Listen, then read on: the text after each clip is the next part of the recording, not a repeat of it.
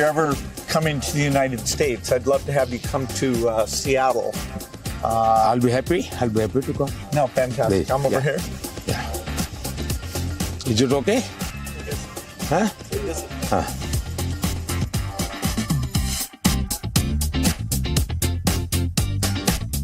Climate को लेकर के हम बात कर रहे थे। भारत, मुझे बहुत खुशी है कि हम रिन्यूएबल एनर्जी के क्षेत्र में बहुत तेजी से आगे बढ़ रहे हैं। सोलर एनर्जी, विंड एनर्जी, हम काफी काम, हम न्यूक्लियर के अंदर काफी तेजी से आगे बढ़ना चाहते हैं। उसी प्रकार से ग्रीन हाइड्रोजन को हम बहुत तेजी से आगे बढ़ना चाहते हैं। मैं तमिलनाडु में था तो हमने एक हाइड्रोजन से चलने वाली बोट मैंने वहाँ से रवाना की, जो काशी में मेरे जो टूरिस्ट आते हैं उनके लिए ये एनवायरनमेंट फ्रेंडली, पॉल्यूशन फ्री ये बोट काशी से अयोध्या के लिए चलाने के लिए मैंने सोचा है, ताकि क्लीन गंगा की मेरी जो मूवमेंट है उसको भी बल मिलेगा, एनवायरनमेंट कॉन्शियस सोसाइटी के लिए भी वहाँ से एक मैसेजिंग होता रहेगा।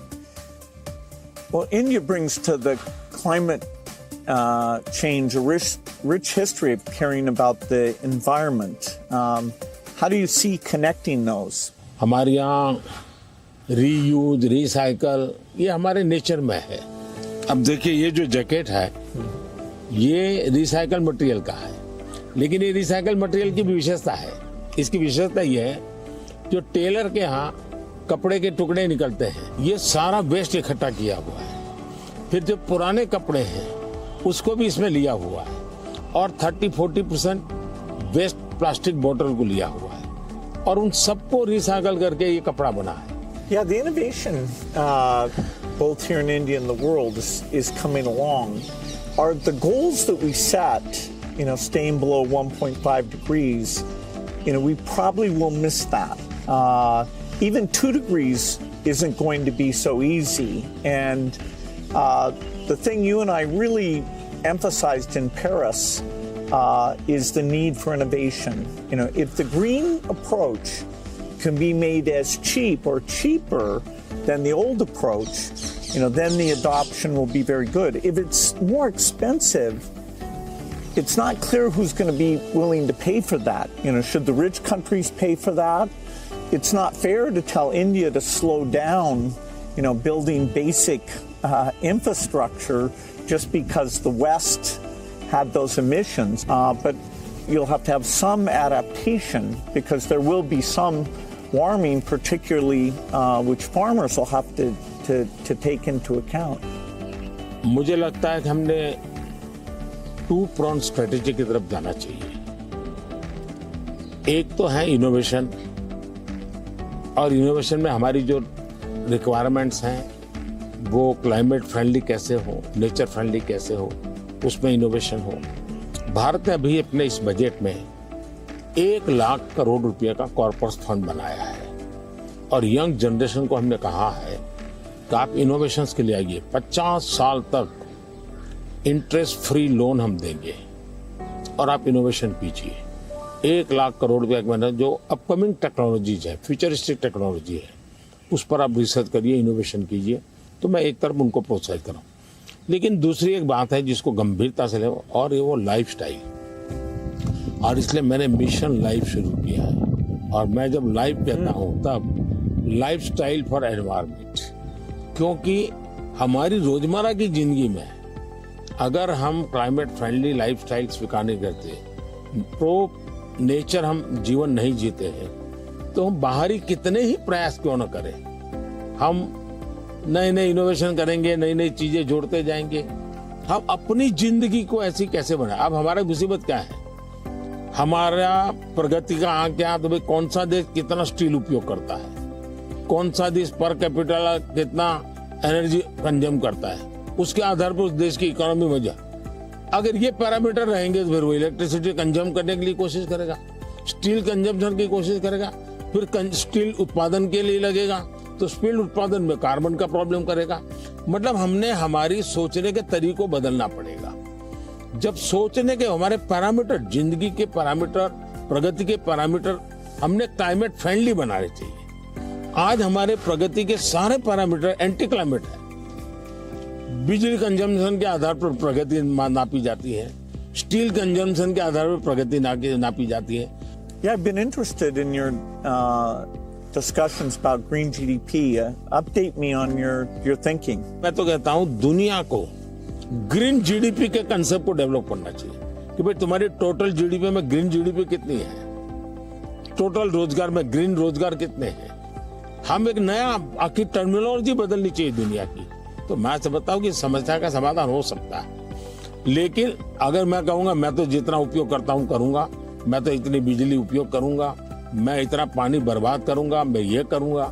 Now, getting consumers involved in this, where they prefer the product that's the clean product when they're buying a car, when they're buying any product, and changing their food consumption. Even if they don't go all the way to be a vegetarian, they can eat less beef and more chicken, or less chicken and more fish. They can moderate a bit, and we know that also has some health benefit as well. Not only that, मैं तो कहता हूँ vegetarian में भी सोचने की improvement जरूरी है।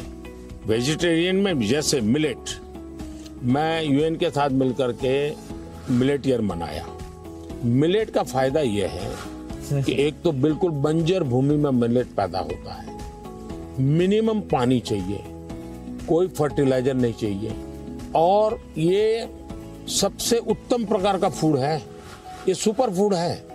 अगर हम मिलेट को प्रमोट करते हैं तो वेजिटेरियन होने के बावजूद भी बहुत सी चीजें हैं जो ज्यादा नुकसान करने वाली है, उसमें भी अगर मिलेट पर शिफ्ट करते हैं तो बहुत फायदा हो सकता है।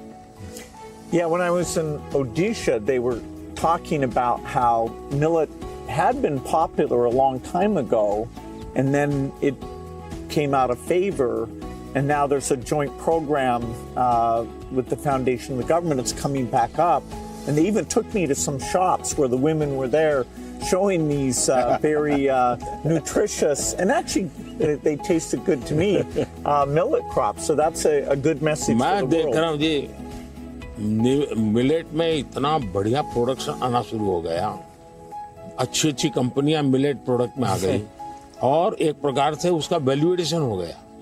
और कॉमन फैशन हो गई। हमारे यहाँ 5 स्टार होटल में जाइए तो मिलेट का मेनू अलग देते हैं, नॉर्मल वेजिटेरियन फूड का मेनू अलग देते हैं, और ज्यादातर लोग मिलेट मेनू और उसके कारण मेरे छोटे किसान की इनकम भी बढ़ी है और पानी बहुत बचत हो रही है, तो बहुत बड़ा फायदा होने लगा है। Well, during the pandemic, it was fantastic that the vaccines got invented, and India made a lot of those. Sadly, in many countries, the fear of vaccination and even rumors about vaccines became a big problem. And you had actually very little of that here in India. So I'm curious, how did you manage the communication, and why do you think it came out better here? बहुत ही बढ़िया सवाल आपने पूछा है। एक तो मैंने virus के खिलाफ ये लड़ाई जो है, ये हम सबकी है, ये लोगों को प्रशिक्षित करने पर बल दिया। ये वायरस वर्सेस गवर्नमेंट नहीं है, ये लाइफ वर्सेस वायरस की लड़ाई है। ये पहली मेरी फिलॉसफी थी। दूसरा, मैं डे 1 से कम्युनिकेट करने लगा सबसे डायरेक्ट मेरे देश के लोगों से बात। मैं खुद सारे प्रोटोकॉल पब्लिकली फॉलो करने लगा, सब चीजें पब्लिकली मैं उदाहरण के रूप में जाने लगा लोगों के सामने। फिर मैंने कहा भाई ताली बजाओ, थाली बजाओ, दिया जलाओ।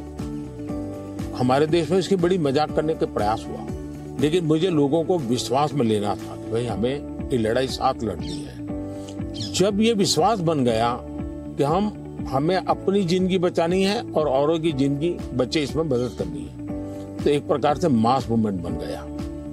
और उसके कारण मुझे बाद में जो भी चीज कहता था देशवासियों को, वो मुझे मदद करते। फिर मुझे क्वेश्चन नहीं करते थे कि मास्क लगाना चाहिए कि नहीं लगाना चाहिए, उनको लगता था, और लोग भी एक दूसरे को कहते थे मास्क लगाओ।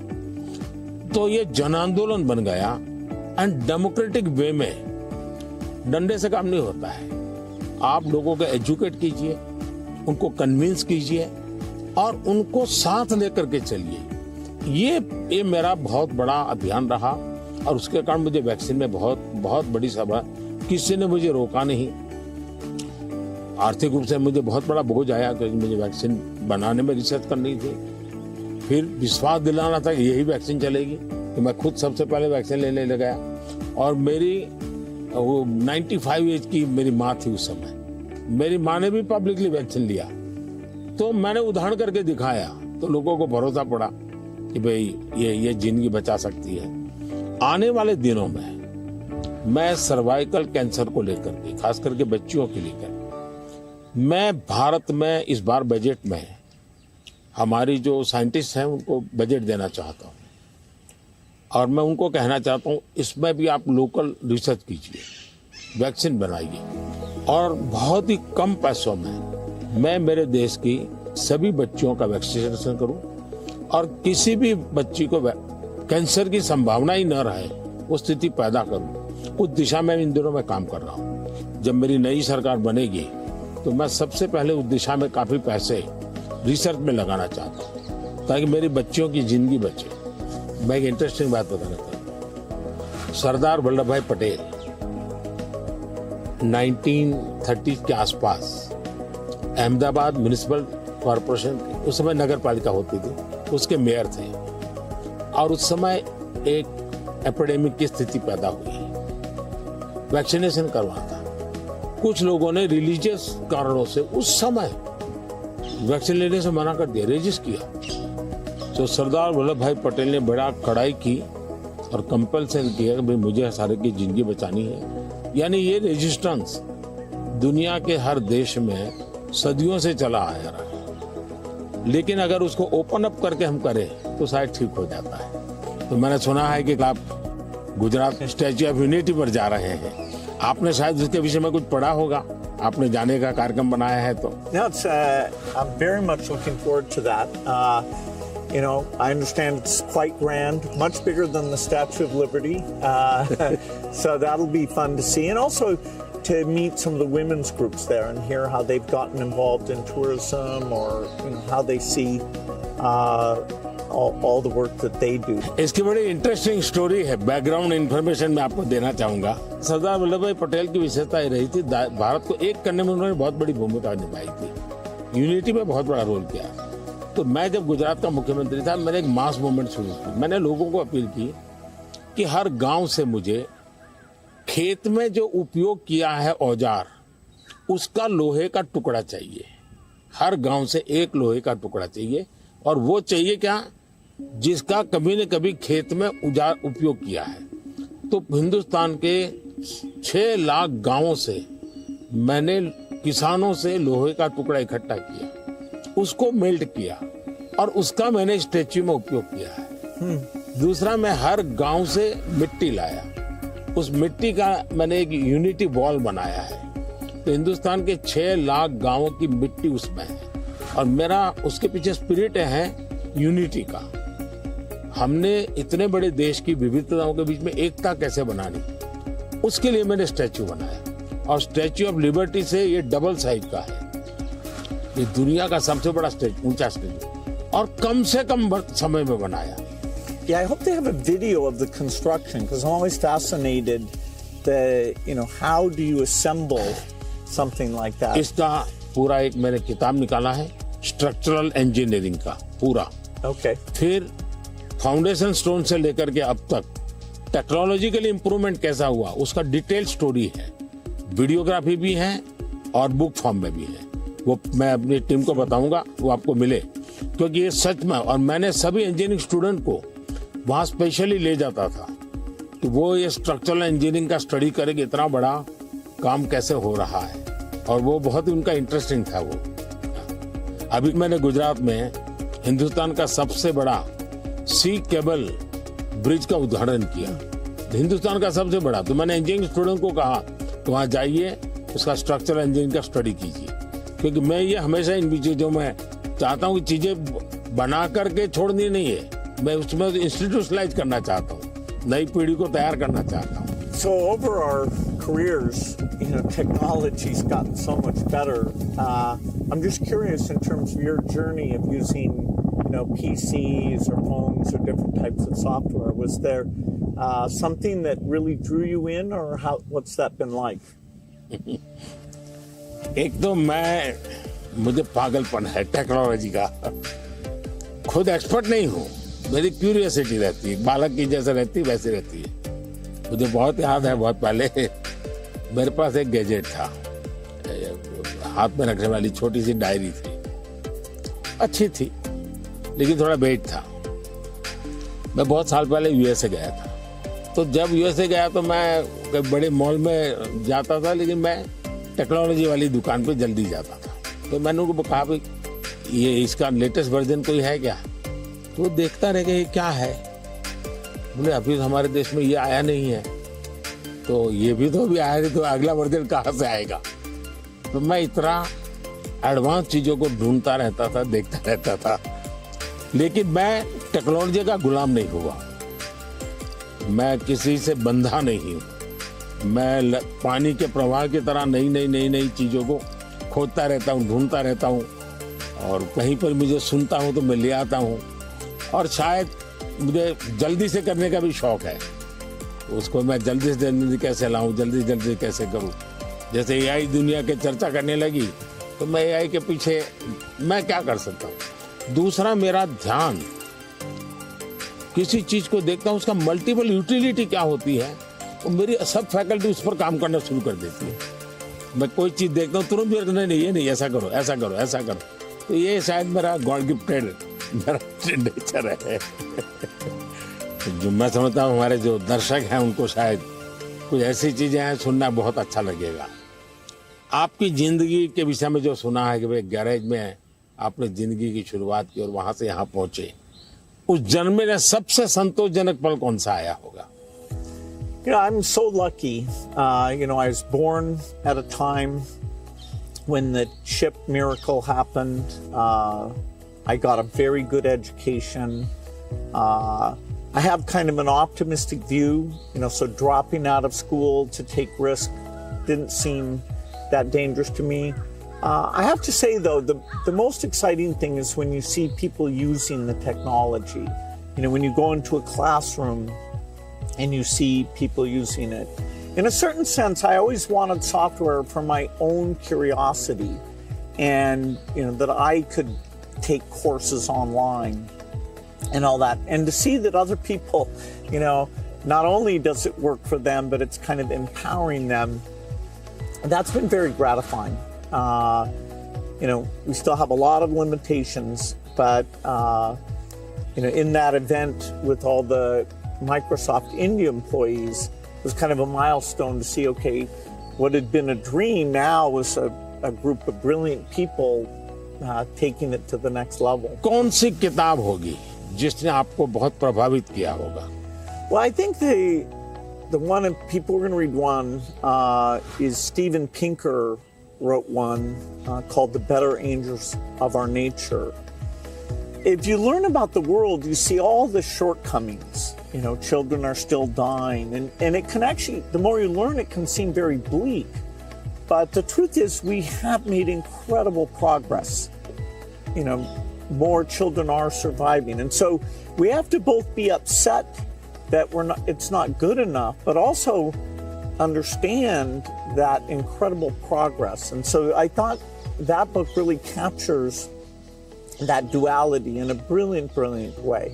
One question I've always wanted to ask you is, you're one of the hardest working people ever, but I'm just curious, when you do want to relax, do you have a game or something that helps you to take time off?